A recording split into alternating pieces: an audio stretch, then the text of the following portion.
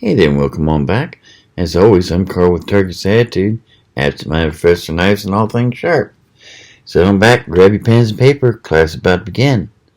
Today we're looking at a new one from Kershaw, the Endgame.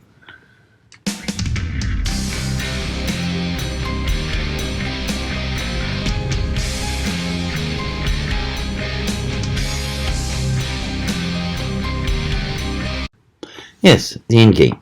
A true new for 2021 knife from Kershaw. Forgive me, Kershaw, but I have troubles taking a knife that was originally introduced in 2020 being given a new color handle and being called new for 2021.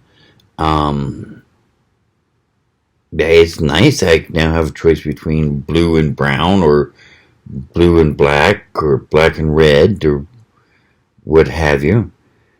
But it's not really a new knife. It's the same old knife, just given different clothing. This, on the other hand, is actually a new knife.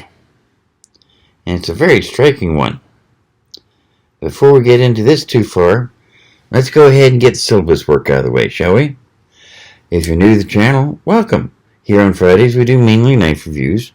Occasionally, I'll do a review of some piece of camping or survival equipment. You know, cooking gear, flashlights, compasses, that sort of thing. But mainly knives. Then on Mondays, I do knife basics, which you really need to know. This is aimed more at the person who's new to the world of knife and wants to know what I mean by all these fancy terms. What do I mean when I say it's been stonewashed?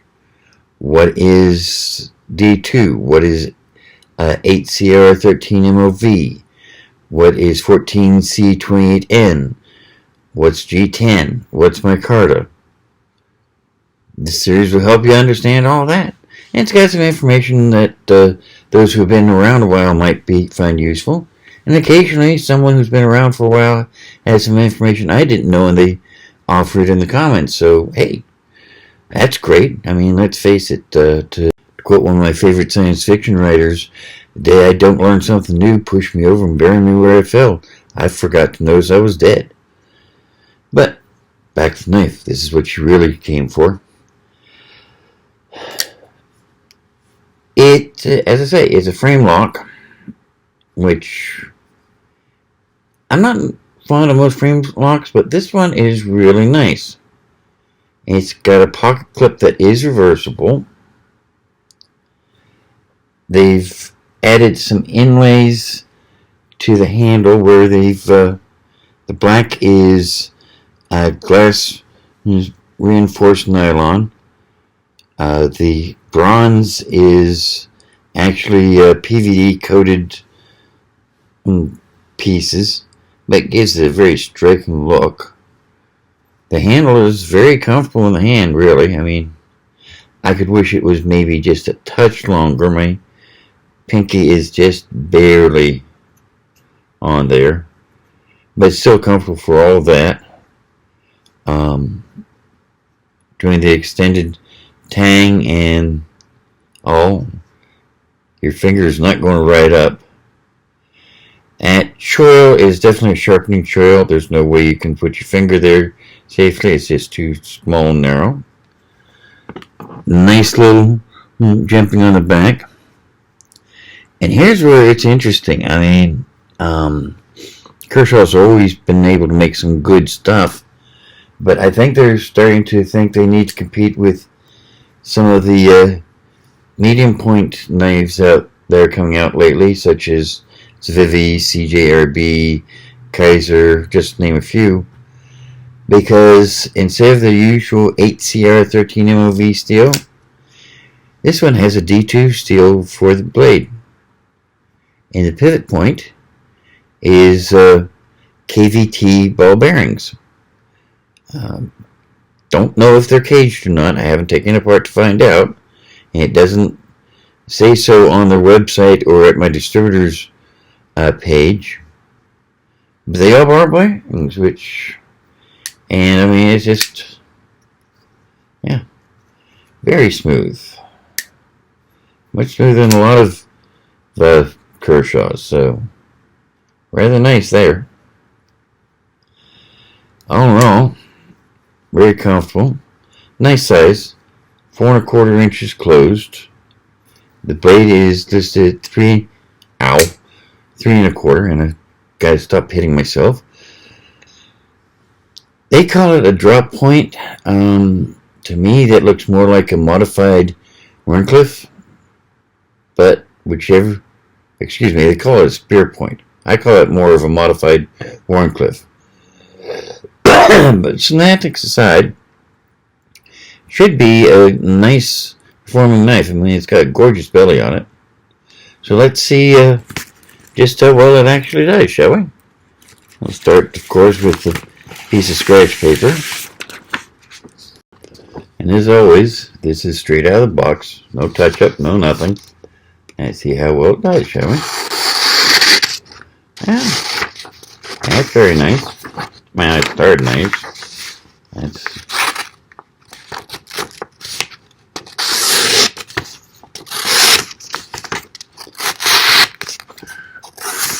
Now I'm wondering.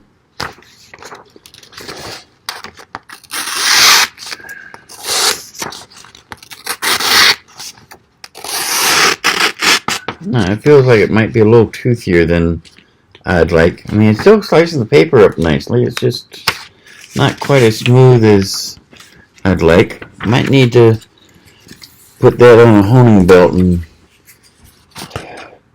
try to smooth that out a little bit. Let's see how it does with cardboard. Same piece of corrugated cardboard. Through beautifully. Cuts nicely. Yeah. That's going to shred any cardboard box you need to open very quick and easy. That's nice. Let's get those pieces out of the way. Let's see here. Cardboard. Let's do a hang package test. Still have not been able to get more Gold Peak tea in. It's just annoying as all get out. But let's see how this does, shall we? And fairly nicely.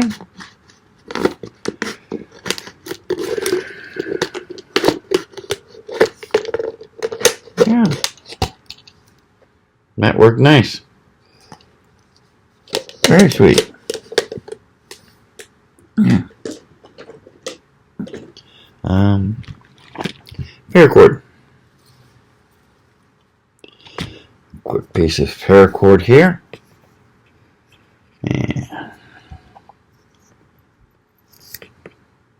Yeah. Okay, that one cut.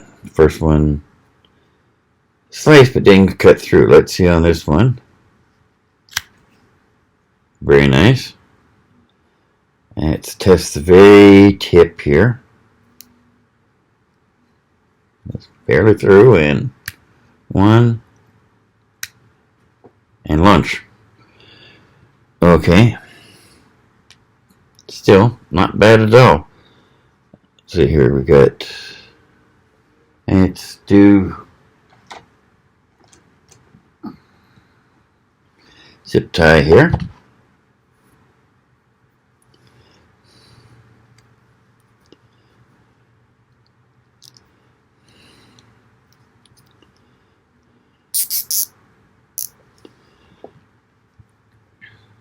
And I'll cut this nicely. 1, 2,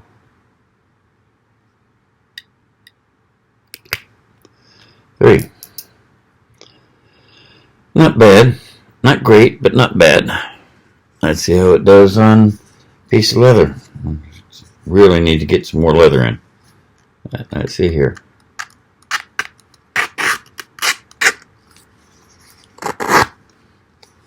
Yeah, doing all right. Cut that fairly nicely. Maybe not as nicely as I'd like, but it cut it fairly nicely. Let's see here. Wood, piece of wood. Piece of wood from a wood shop. Let's see here.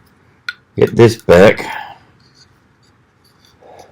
Let's go ahead and see how it does on chopping it, shall we?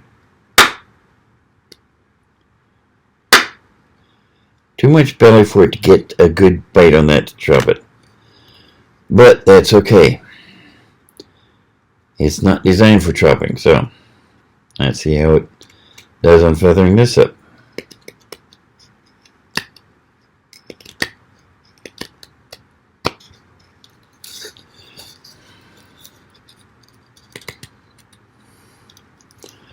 So I'll wipe feathering it up. See here. Dabbing into it works really nice. So let's get my glove out here.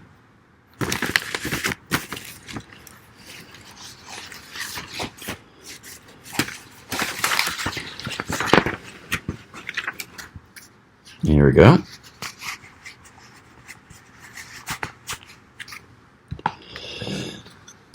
Let's see how we do on the toning.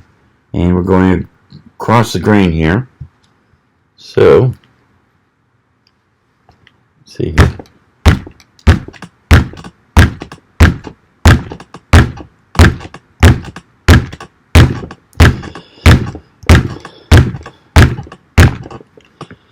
Digs in nicely. Probably would actually do half decent job if you wanted to risk it. Personally, I prefer not to. You know my feelings on tying folding knives. You're asking for that pivot point to fail sooner or later on you. But it did alright. So, let's see here. Piece of rock maple just to go a little bit further. Still stabbed in nicely. I'm not going to bother. Well, let's go ahead.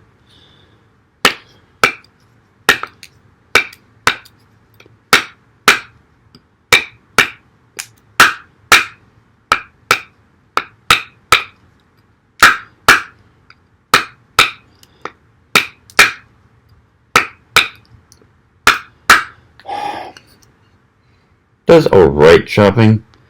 It's not very comfortable, but and the blade's not really designed for it, but it does alright.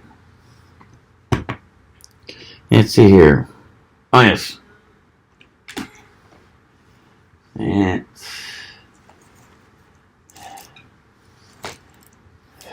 wiring harness. Let's see how it does on this. Okay, it cut through, but it took a little bit more pressure than some other knives. But it still does it. Let's see here.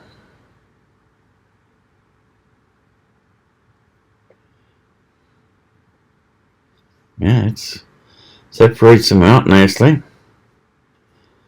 Let's see here.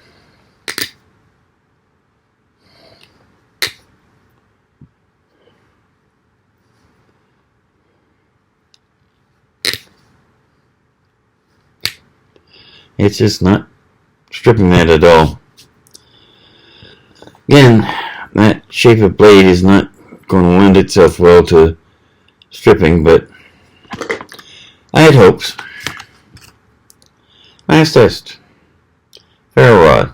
Let's see how it does this, shall we?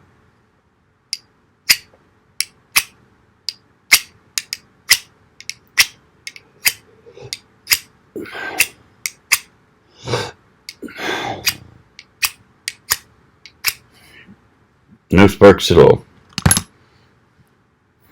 which is a shame. But, okay, let's get another piece of paper out here. We'll quick check to see how, if it took any damage. And still cutting the paper exactly the same way it did at first.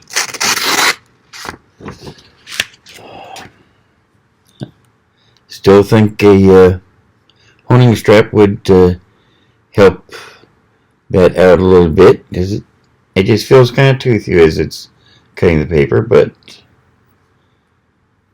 that's something that'd be fairly, I mean, hell.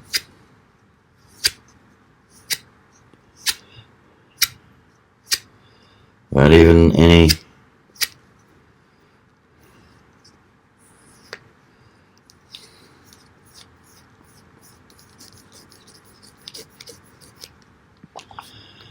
here, did that make any difference?